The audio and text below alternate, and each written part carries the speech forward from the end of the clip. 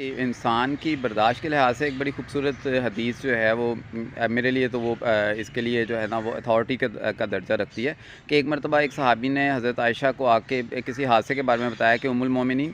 ایک جگہ پر یہ حادثہ پیش آیا، تو آپ نے فرمایا کہ اللہ کے رسول ہم میں نہیں رہے۔ انہوں نے پھر پلٹ کر کہا کہ نہیں، میں بتا رہا ہوں کہ وہ حادثہ پیش آیا ہے فلاں جگہ پر، تو آپ نے پھر فرمایا کہ اللہ کے رسول ہم میں نہیں رہے۔ تو وہ خاموش ہو گئے کہ شاید حضرت عائشہ بات کو سمجھ نہیں سکیں۔